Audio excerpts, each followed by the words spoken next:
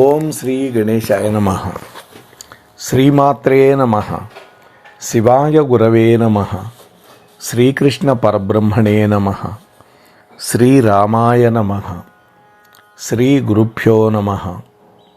కూజంతం రామ రామేతి మధురం మధురాక్షరం ఆరుహ్య కవితాశాఖాం వందే వాల్మీకి కోకిలం.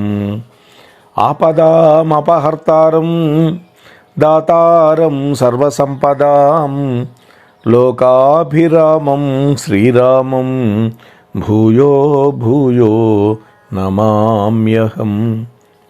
ప్రియ భగవద్బంధువులారా, మన Mohanavani podcast channel ద్వారా శ్రీరామాయణ సారామృతాన్ని చెబులారా గ్రోలుతో ఉన్నటువంటి భక్తామ తల్లులకు తండ్రులకు ముందుగా నా యొక్క నమస్కారాలు. ఈ రోజున కైకమ్మ గురించి మాట్లాడుకుందాం. తాను కూర్చున్న కొమ్మని తానే నరుక్కున్నది కైక అని కొంతమంది అంటున్నారు. స్త్రీలు సహజంగా అలంకార ప్రియులండి. మంచి మంచి చీరలు, నగలు, అలాగే ఫేస్ మేకప్, జుట్టుకు రంగు. మగవాళ్ళు కూడా జుట్టుకు రంగు వేస్తారు అనుకోండి, మగవాళ్ళకంటే ఆడవాళ్ళు ఎక్కువగా. అందువల్ల అందంగా ఆహ్లాదంగా కనపడటం అనేది స్త్రీలకు సహజ గుణం అండి. అదేం తప్పు కాదు. ఈ అలంకరణ అంతా ఎవరి కోసం అండి? కేవలం తన భర్త కోసం. ఈ విషయాన్ని ఏ స్త్రీ కూడా మర్చిపోకూడదండి. ఇవాళ మేము బెంగళూరులో చూస్తుంటాం, నిక్కర్లు వేసుకొని తిరుగుతూ ఉన్నారు ఆడవాళ్ళు, జుట్టు విరబోసుకొని. అంటే ఆడవాళ్ళకి మాకు వస్త్రధారణలో స్వేచ్ఛ లేదా అనే ప్రశ్న తలెత్తచ్చు. కానీ సభ్య సమాజంలో బతుకుతున్నాం మనం. అంగాంగ ప్రదర్శన ఎందుకు చేయాలి? తద్వారా ఎవడో కామెంట్ చేశాడనో, లేకపోతే ఇంకేదో చేయి పట్టుకున్నాడనో, ఇంకేదో ఎందుకని చేయాలి? నీ అందం నీ భర్త కోసం, మరి ఎవ్వరి కోసం కాదు. అదే రామాయణం చెప్పినా, ఇంకొక భారతం చెప్పినా. కాబట్టి భర్తకి సమాజంలో ఒక గౌరవనీయమైన స్థితి కల్పించడానికి భార్య ఎప్పుడూ ప్రయత్నించాలి. రెండోది, ఫలాని ఒక ఆమె బయటకు వెళితే చక్కటి వస్త్రధారణతోటి ఫలాని వాడి భార్య అని అందరూ మెచ్చుకుంటారుగా. ఆ మెచ్చుకోలు కోసం అందంగా అలంకరించుకోవడానికి ఆడవాళ్ళు అధికమైన ప్రాధాన్యత ఇస్తారండి. తన సర్వేశ్వరుడైనటువంటి భర్తను సంతోషపెట్టడం కోసమే స్త్రీ ఆ విధంగా అలంకరించుకుంటుంది. దానివల్ల శరీరానికి తగిన విధంగా, వయస్సుకు తగిన విధంగా, సమయానికి తగిన విధంగా ఆభరణాలు కూడా అలంకరించుకుంటుంది. ఈ ఆలంకారిక ఆభరణాలన్నీ కూడా కేవలం ద్వితీయ ప్రాధాన్యత కలిగినవి మాత్రమే. మొదటి అలంకారం ఏమిటి అంటే, మొదటి నగ ఏమిటి అంటే ఆడదానికి భర్తే. ఇది పురాణాలన్నీ చెప్పినాయి. కాబట్టి ప్రథమ ప్రాధాన్యత కలిగినటువంటి ఆభరణం ఏది స్త్రీకి అంటే, తన భర్త చేత వివాహ కాలంలో కట్టించుకున్నటువంటి దివ్యమైన భవ్యమైనటువంటి మంగళసూత్రం అండి. కంఠంలో మంగళసూత్రం లేకుండా ఎంత విలువైన ఆభరణాలు, కోట్ల కోట్ల విలువ చేసే నెక్లెస్లు, డైమండ్ నెక్లెస్లు ఎన్ని వేసుకున్నా కూడా అవి ప్రయోజన రహితమేనండి. ఎట్లాంటివంటే అవి శవానికి అలంకరిస్తే ఎలా ఉంటుందో అలా ఉంటుందన్నారు. కొంచెం కఠినంగా ఉండొచ్చు ఈ మాట, కానీ శాస్త్రం చెప్పిన మాట ఇది. కాబట్టి సీతమ్మ కూడా చెప్పిందండి, దీనోవా రాజ్యహీనోవా యోమే భర్త సమే గురువు అని సీతమ్మ సుందరకాండలో చెబుతుంది. ఈ మాట రాక్షస స్త్రీలకి తనని ప్రలోభ పెట్టడానికి ప్రయత్నిస్తుంటే సీతమ్మ చెప్పిన మాట. స్త్రీకి ప్రాణసదృశమైనది మంగళసూత్రం అండి. ఆ మంగళసూత్రం మెడలో ఉన్నంత ఉంటే మరి ఇతర ఆభరణాలతో పని లేదండి. వాస్తవానికి ఇవాళ పసుపు తాడుతో ఎంతోమంది కనపడుతున్నారు. మిగతా అలంకారాలు లేవు. వాళ్ళకి డబ్బు లేక బంగారం కొనుక్కోక గొలుసులు లేవు, ఏమీ లేవు. పసుపు తాడు, దానికి 2 సూత్రాలు. ఇది కదా భారతీయ స్త్రీ అంటే. అయినా కూడా భర్తకి మిక్కిలి ప్రీతి కలిగించడం కోసం రకరకాలైన ఆభరణాలని తాను వెళ్ళే కార్యక్రమాన్ని బట్టి, సందర్భాన్ని బట్టి వస్త్రాలు, ఆభరణాలు ఈ 2 అలంకరించుకుంటుంది స్త్రీమూర్తి. ఈ విధంగా అలంకరించుకున్నటువంటి ఆభరణాలు ఏవి కూడా వాస్తవానికి మంగళసూత్రంతో సమానమైనవి కానే కావండి. అంటే ఒక స్త్రీమూర్తికి, ఒక ఇల్లాలికి ఒక్క మంగళసూత్రం మెడలో ఉంటే చాలు, ఏ ఇతర ఆభరణాలు ఉండకపోయినా పర్వాలేదు. కాబట్టి స్త్రీకి మంగళసూత్రం అనేది అంత పవిత్రమైనది, ప్రముఖమైనది. అందుకనే పెళ్లి సందర్భంలో మంగళసూత్రానికి గౌరీ అమ్మవారిని ఆవాహింపజేసి పూజ చేసిన తర్వాత ఆ పురోహితుడు ఆ మంగళసూత్రాన్ని ఒక కొబ్బరి బొండం మీద పెట్టి ఆ తాడు అవన్నీ కట్టింది పుణ్యస్త్రీలందరి దగ్గరికి తీసుకువెళ్ళి తాకిస్తారండి. ఇది మన సంస్కృతి. ఎందుకంటే మాంగళ్య అధిదేవత శక్తి ముత్తైదువులందరిలో ఉంటుందండి. ఆ శక్తి ఈ మాంగళ్యానికి కూడా రావాలి. తద్వారా ఈ వధువు నిండు 100 ఏళ్ళు సుమంగళి భాగ్యంతో ఉండాలి అనే కోరికతో చేస్తారు. మంగళసూత్రం అనగానే అది ముత్తైదువుకి ప్రధాన సంకేతం అండి. భర్త చనిపోయినప్పుడు మంగళసూత్రం అనేది ఉండదు. ఇక వేరే ఆభరణాలతో పనే ఉందండి. భర్త కట్టిన మంగళసూత్రమే తొలగించినప్పుడు ఆభరణాలు అలంకారానికే కదా. ఈ అలంకారం ఎవరి కోసం అని చెప్పుకున్నాము? కేవలం తన భర్త కోసం. కాబట్టి భర్త గారే గతించినప్పుడు మంగళసూత్రం లేదు, తక్కినటువంటి ఆభరణాలు కూడా లేవు. అయితే కైకేయీదేవి భర్త కంటే కూడా పుత్రుడికే అధికమైన ప్రాధాన్యత ఇచ్చిందండి. కైకేయి తన మంగళసూత్రాల కంటే కూడా ఆభరణాలకు ఎక్కువ ప్రాధాన్యత ఇచ్చినట్టుగా మనకు కనిపిస్తుంది. ఎందువల్లనంటే దశరథుడు కైకేయితోటి ఒక మాట అంటాడు. కైకా, నరోత్తముడైనటువంటి రాముడు అడవులకు బయలుదేరి వెళ్ళిన వెంటనే నా ప్రాణాలు పోవటం తథ్యమన్నాడు. అంటే పుత్ర వియోగాన్ని నేను తట్టుకోలేనన్నాడు. ఓ కైక, ఓ సౌభాగ్యవర్ధిత అని ఇక్కడ సంబోధించాడండి. స్త్రీలలో నీవే నాకు ఎంతో ప్రియమైనటువంటి దానివి. పురుషులలో నాకు నరోత్తముడైనటువంటి రాముడు కంటే ప్రియమైనవాడు లేనేలేడు అని దశరథ మహారాజు కైకతో అన్నప్పుడు ఆ సందర్భంలో కూడా ఆ మాట విని కూడా రామచంద్రమూర్తిని వనవాసానికి పంపమని అడగడం ధర్మమా? ఆలోచించండి. భర్త ఏమంటున్నాడు? రాముడు వియోగం నాకు సంభవిస్తే నేను బతకను అన్నాడు.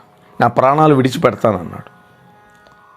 ఇక్కడ ఒకవైపు తన భర్త ఈ ప్రపంచం మొత్తంలో స్త్రీమూర్తుల్లో నీవు, పురుషుల్లో రాముడు, ఈ ఇద్దరే నాకు ప్రియులు అని చెప్పినప్పుడు తన భర్తకు అత్యంత ఆనందం చేకూర్చే రాముణ్ణి వనవాసానికి పంపమని వరం కోరుకోవడం ముమ్మాటికి తప్పేగా. వనవాసానికి రాముడు వెళ్ళిన తక్షణమే నా ప్రాణాలు పోవడం తథ్యము అని నొక్కి చెప్పాడే. ఈ మాట విన్నప్పుడైనా కైకేయి తాను కోరినటువంటి వరాల పట్ల పునరాలోచన చేసి ఉండాలిగా. కానీ అట్లా చెయ్యకపోగా మంకు పట్టుబట్టింది. దాదాపు 14 గంటల పాటు దశరథుడు మహారాజు హంసతూలిక తల్పాల మీద మాత్రమే శయనించేటటువంటి వాడు భూమి మీద పడిపోయినాడు. శోక సంతప్త హృదయుడై విలవిలలాడిపోయినాడు రాముడి కోసం. అప్పుడైనా ఆలోచించద్దా? భర్త చనిపోయిన తర్వాత లభించినటువంటి ఐశ్వర్యాలు ఎన్ని పొందినా కూడా ఆ స్త్రీకి ప్రయోజనం ఏముందండి? ఇందాక చెప్పుకున్నాం కదా, శవానికి అలంకరించిన ఆభరణాలు లాంటివే కదా. ఇంత చేసి కైకేయి ఏమి సాధించింది? దశరథ మహారాజు ఎంతో ప్రేమను తన మీద కురిపిస్తున్నప్పుడు ఇటువంటి ప్రేమ ఏమాత్రం తగ్గకుండా స్థిరంగా నా మీదే ఉంచాలి, ప్రేమ ఉండాలి అని ఆలోచించాలిగామే, అని కోరుకోవాలిగా. కానీ ఈ వింత పోకడేమిటి? పర్యవసానంగా తన కోరికల వల్ల తన భర్త ప్రాణాలు విడిచిపెట్టాడు. ఒక విధంగా కైకేయి తన భర్తను తానే చంపుకుంది అని చెప్పచ్చండి. తాను విధవరాలు అవడమే కాకుండా తోడికోడళ్లను కూడా విధవరాలుగా మార్చేసింది. దీనికి కైకేయి కారణభూతురాలైంది. శ్రీరామ భరత లక్ష్మణ శత్రుఘ్నులను తండ్రి లేని వాళ్ళుగా చేసేసింది కైకమ్మ. ఇది ఆమె సాధించింది. పోని ఇంత చేసినా తాను ఎవరికి పట్టం కట్టాలని కోరుకున్నదో తన కొడుకేమైనా ఒప్పుకున్నాడా పట్టం కట్టుకోవడానికి? పట్టం కట్టుకోకపోగా నానా దుర్భాషలాడాడు తల్లిని. అంతేకాకుండా కైకేయి వరాలు కోరి తనను తాను సమర్థించుకున్నది. అది సబబుగా ఉందా ఆలోచిద్దాం. మానవ స్వభావం ఒక్కొక్కళ్ళల్లో ఒక్కొక్క విధంగా ఉంటుందండి. ఎందుకంటే అందరూ ఒకే విధంగా ఉండరు. మన చేతికి 5 వేళ్ళుంటే 5 వేళ్ళు ఒక రకంగా లేవు కదా. కొంతమంది తమ న్యాయమైన కోరికలను సాధించుకోవడానికి ధర్మయుతమైన పోరాటం చేస్తారు. మరికొంతమంది తమ కోరికలను తీర్చుకోవడానికి చేసేటటువంటి ప్రయత్నం అధర్మమా, అన్యాయమా, నీతిబాహ్యమా, శాసనబద్ధమా, సంప్రదాయబద్ధమా అనే ఆలోచన వాళ్ళకి అసలు అవసరమే ఉండదు. ఏది ఏమైనా వాళ్ళు కోరుకుంది జరగాలి, ఇంతే తప్ప మరొకటి ఉండదు. ఇతరులు పొందవలసిన ప్రయోజనాలని తాము లాగేసుకుంటున్నామని కూడా వాళ్ళకి అనిపించదండి. జ్యేష్ఠపుత్రుడైనటువంటి రాముడికి రావాల్సిన రాజ్యాన్ని తాను లాగేసి తన కొడుకు కట్టబెట్టాలనుకుంటోంది కదా. అయినా ఆ మాట అనిపించదు. తాను చేసే పనిని అందరూ మెచ్చుకుంటారా లేదా, ఈ విషయాన్ని కూడా పట్టించుకోరు అటువంటి వాళ్ళు. తమకు కావలసింది జరగాలి, తాము కోరుకుంది జరగాలి, అంతే తప్ప మిగతా వాళ్ళతోటి మిగతా వాటితోటి వాళ్ళకి ఎటువంటి సంబంధం ఉండదు. ఇటువంటి మనస్తత్వం కలిగిందే కైకేయి దేవండి. అందుకే కైకేయి దశరథుడితో అంటుంది అయోధ్యకాండలో, రాముడికి కాకుండా భరతుడికి పట్టం కట్టడం ధర్మమో అధర్మమో నాకు తెలియదు. రాముడిని వనాలకు పంపమని నేను కోరడం యుక్తమో అయుక్తమో కూడా నాకు తెలియదు. నీవు నాకిచ్చినటువంటి 2 వరాల వాగ్దానానికి వ్యతిరేకంగా మాత్రం జరగటానికి వీల్లేదని. నువ్వు రాముడికే పట్టాభిషేకం చేశావా? నాకు ఇచ్చిన వరాలను పక్కన పెట్టి నేను ఇప్పుడే నీ ఎట్ట ఎదుట నువ్వు చూస్తూ ఉండగానే భయంకరమైన కాలకూట విషాన్ని తాగి చచ్చిపోతానని బెదిరించింది. చూశారా? తన వినాశనాన్ని తానే కోరుకుంటున్నది కైకేయి కదా. ఎవరైనా ఒక నిర్ణయం తీసుకున్నప్పుడు సాధారణంగా ముందు వెనక దాని పర్యవసానాలు ఏముంటాయని ఆలోచిస్తారు. అది బాగా యోచించి గ్రహిస్తారు. కానీ ఈ విధంగా ఆలోచించకుండా పర్యవసానాలని గ్రహించకుండా నిర్ణయాలు తీసుకునేవాళ్ళు కొంతమంది ఉంటారు. అటువంటి వాళ్ళ కోవకు చెందిందే కైకేయి. అట్లాగే ఇటువంటి వాళ్ళల్లో మూర్ఖత్వం కూడా చాలా ఎక్కువ మొత్తంలో ఉంటుందండి. ఎవరు ఎన్ని విధాలుగా చెప్పినా పట్టించుకోరు. కులగురువు చెప్పినా, మంత్రి చెప్పినా, భర్త చెప్పినా, ఎవరు చెప్పినా వాళ్ళకి లెక్కే ఉండదు. వాళ్ళకేమిటి ముఖ్యం అంటే తమ లక్ష్య సాధనే ముఖ్యం. ఇక్కడ లక్ష్యం ముఖ్యం, కానీ లక్ష్యాన్ని సాధించడానికి ఉపయోగించే సాధనం అనేది ముఖ్యం కాదండి. లక్ష్యము సాధనము రెండూ కూడా మంచి కోవలో ఉండాలి అంటే ఒక్కొక్కసారి అన్ని సందర్భాల్లో కుదరకపోవచ్చు. దానికోసం ఆలోచిస్తూ ఉంటుంటే దానికి తగిన సమయం దాటిపోవచ్చు. ఒక్కోసారి సరి అయిన సమయానికి తగినట్లుగా స్పందించే గుణం కూడా అత్యవసరం అండి మనిషికి. ఇటువంటి గుణం కలిగిన దాంట్లో కైకేయి చాలా ముందంజలో ఉంది. ఈమెకి ఇంత పట్టుదల, ఎవరేమనుకున్నా నాకేమిటి, నా లక్ష్యమే, నా ప్రయోజనమే నాకు ముఖ్యం అనేటువంటి ఒక నిర్భీతి ఉన్నది ఈమెలో. భయం లేదు. ఈ పట్టుదల, దీన్నే మనం మూర్ఖత్వం అంటామండి. ఎలా వచ్చింది అంటే ఆమె తల్లి యొక్క జీన్స్లోనే ఉన్నాయి అని అన్నారు. సుమంత్రుడు ఈ మాట చెప్పాడు. అందువల్ల వంశపారపర్యంగా లభించినటువంటి జీన్స్ వల్ల సమాజాన్నే లెక్క చేయరు వాళ్ళు. పశ్చాత్తాపం అనేది వాళ్ళకి తెలియదు. సుమంత్రుడు అంటాడు కైకేయి దేవితోటి, ఓ దుర్మార్గురాల, నువ్వు కూడా నీ తల్లిలాగానే పెడదారిని పట్టుతూ అజ్ఞానవశం వల్ల ఈ దశరథ మహారాజు విషయంలో మొండి పట్టుదల ప్రదర్శిస్తూ ఉన్నావు. తండ్రుల యొక్క లక్షణాలు కొడుకులు, తల్లుల యొక్క లక్షణాలను కుమార్తెలు కలిగి ఉంటారని కదా ఆర్యోక్తి. ఈ ఆర్యోక్తి నిజమేనని నాకు అనిపిస్తోంది నువ్వు చేసేటటువంటి పనుల వల్ల. నీ తల్లి వల్లే నీవు కూడా మూర్ఖురాలు కావద్దు. ఆనాడు మీ తల్లి మూర్ఖ పట్టుదలను గురించి ఇదివరకే మాకు తెలుసు అని సుమంతుడు కైకేయిని హెచ్చరించాడు. ఏమిటా ఆమె మూర్ఖత్వం వాళ్ళ అమ్మది అనంటే,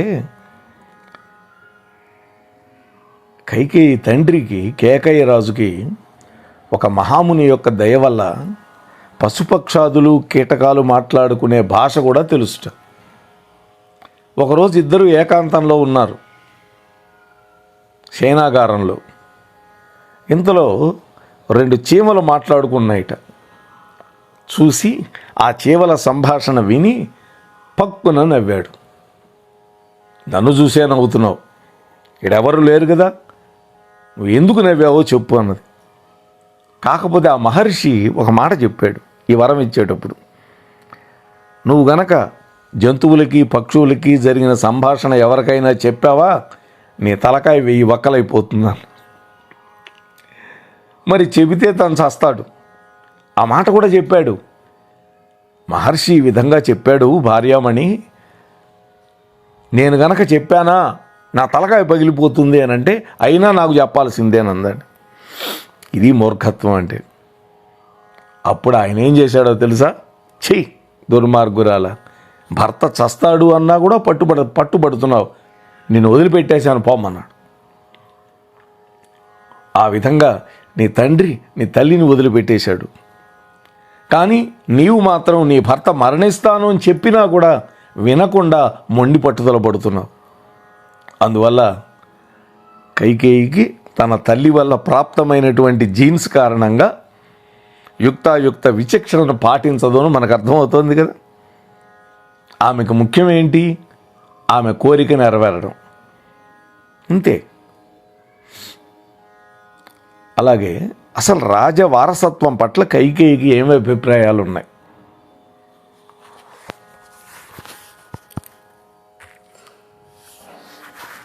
అని మనం ఆలోచిస్తే కైకేయి మొట్టమొదట అనుకున్నది ఏమిటి అంటే, రాజ్యాధికారం కుమారులందరికీ చెందుతుంది అనుకున్నది. నలుగురు కదా కొడుకులు. ముందు పెద్ద కుమారుడు కొంతకాలం రాజ్యం పరిపాలించిన తర్వాత రెండో కుమారుడు రాజ్యానికి వస్తాడు అని ఆమె ఆలోచన. ఆ రెండవ కుమారుడు తనవాడే. అతడు కొంతకాలం పరిపాలించిన తర్వాత మూడో కొడుకు రాజ్యాన్ని పరిపాలిస్తాడు అనుకుంది. ఆ తర్వాత నాలుగో కుమారుడు పాలిస్తాడు అని నమ్మింది కైకేయి. ఈ విధంగా మహారాజుకు ఎంతమంది కొడుకులుంటే అంతమంది ఒక్కసారే కాకుండా వంతుల వారీగా పరిపాలన చేస్తారు. అందువల్ల మొట్టమొదట రాముడు పరిపాలన చేస్తే ఆ తరువాత తన కొడుకు రెండోవాడు కాబట్టి రాజ్యాన్ని పరిపాలిస్తాడు అని కైక భావించింది. అయోధ్యకాండలో 8వ సర్గలో 16వ శ్లోకంలో ఈ విషయాన్ని ప్రతిపాదించారు వాల్మీకుల వారు. అయితే వారసత్వ విధానం అనేది స్పష్టంగా లేదు. రాజులు ఏకపత్ని వ్రతులుగా ఉంటే వాళ్ళకు కలిగే సంతానం అంతా ఒక తల్లికి పుట్టిన వాళ్ళు కాబట్టి వాళ్ళల్లో కలిగేటటువంటి ఈర్ష్యాద్వేషాలు చాలా తక్కువగా ఉంటాయి.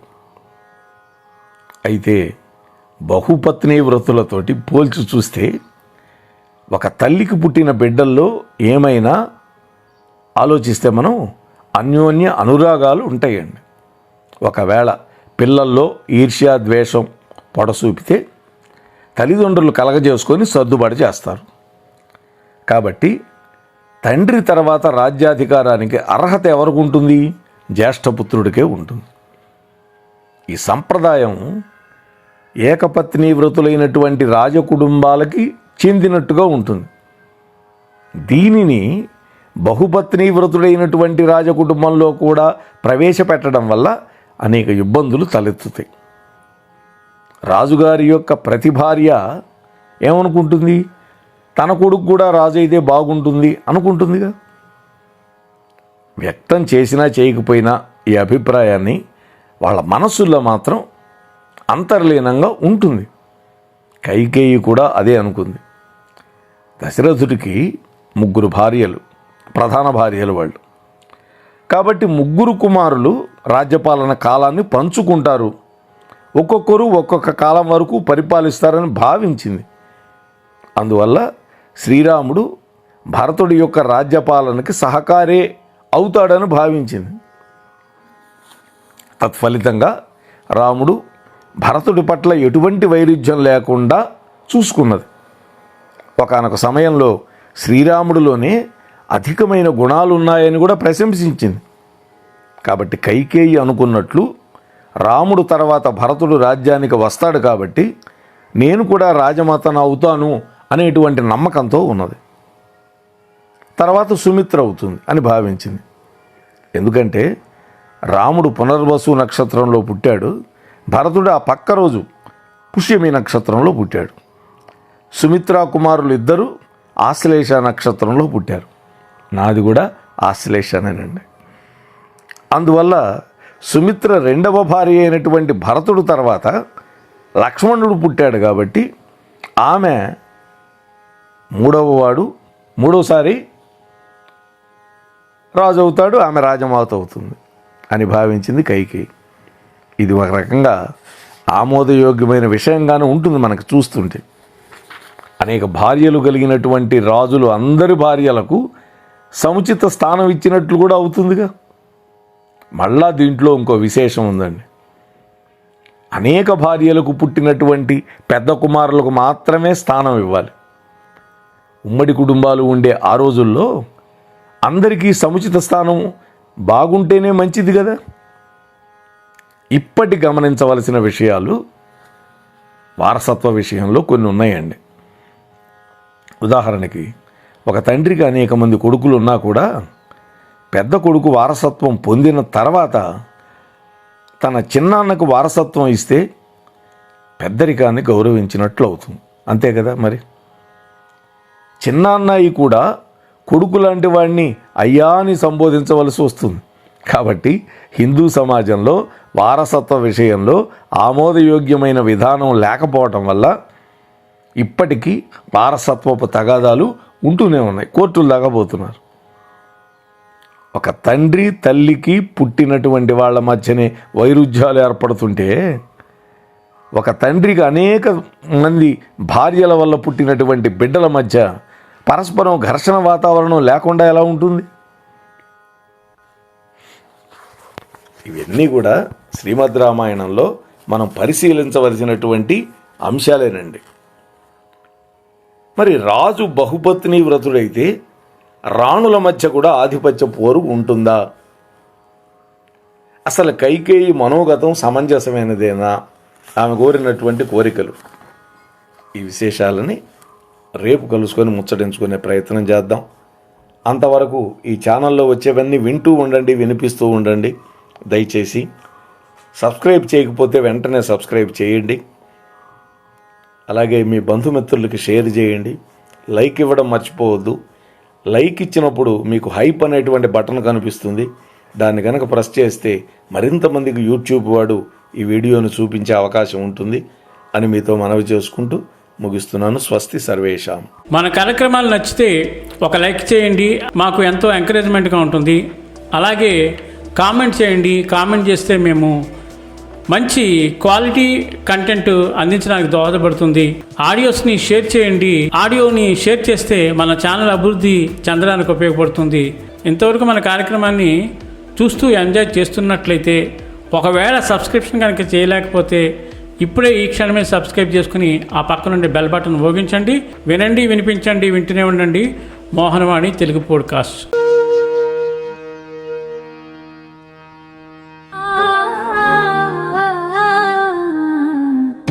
మోహనవాణి మదిని దోచే